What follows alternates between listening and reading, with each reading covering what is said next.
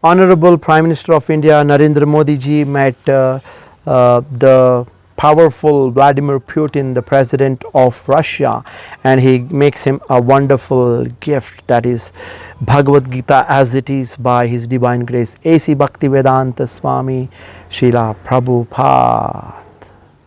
And this is very powerful event, and what he told Mr. Putin was that this is the greatest gift that India can offer to the entire world, you know. So Bhagavad Gita is the greatest gift. Everybody understands this. And recently we also had the divine appearance of Bhagavad Gita we celebrated, and lots of Bhagavad Gitas were distributed across India, around the world. And gifting of Bhagavad Gita by Mr. Modi to Putin also it implies that the power is not actually outside, the power is in the wisdom, and the highest wisdom is the wisdom of Bhagavad Gita. So that we can understand from this gift. It's a powerful lesson that Mr. Modi had set up now.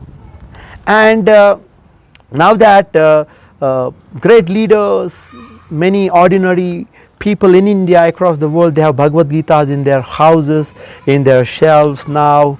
Then the next point is that how do we derive the benefit of reading Bhagavad Gita? Because Krishna himself says in Bhagavad Gita that the knowledge of Bhagavad Gita is Raja Vidya Raja Guhyam Pavitram idamuttamam pratyakshabagamam dharmam susukam kartum avyayam.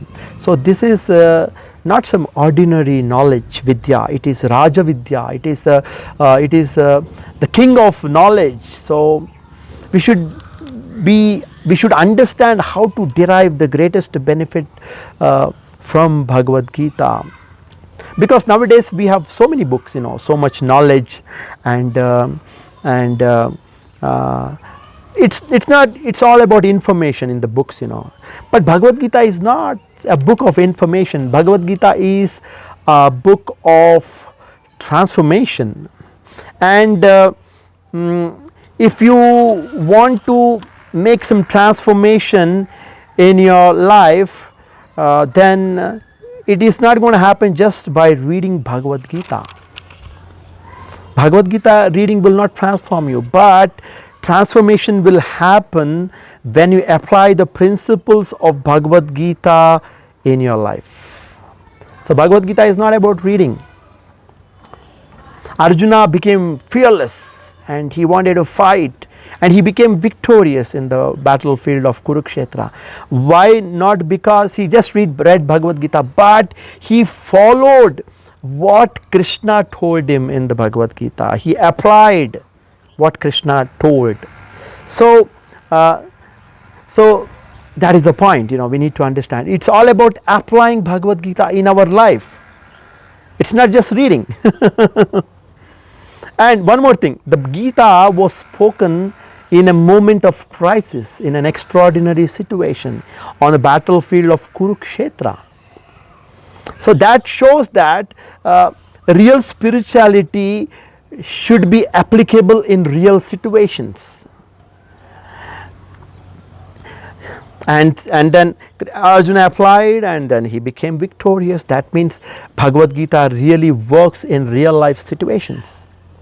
And this makes it more powerful, because it shows that we need to apply Bhagavad Gita in our own battlefields in our lives, in dealing with our own fears, in dealing with our own worries, in our anxieties, with our mind, in our life, to understand the purpose of our life. We need to apply Bhagavad Gita. just like Arjuna applied in his battlefield, we need to apply Bhagavad Gita in our battlefield. And people say, you know, I read Bhagavad Gita every day, and some they do Gita Parayan, and then they by heart Bhagavad Gita shlokas, they read a chapter a day, every day Bhagavad Gita, and that's all fine. But Krishna never asked Arjuna, did you finish reading Bhagavad Gita? But in fact Krishna asked Arjuna, has your has your ignorance been destroyed by by the knowledge of Bhagavad Gita? He asked whether whether your ignorance is destroyed, whether your illusion is destroyed. So what we need to do, we need to take a shloka, we need to apply that in our life.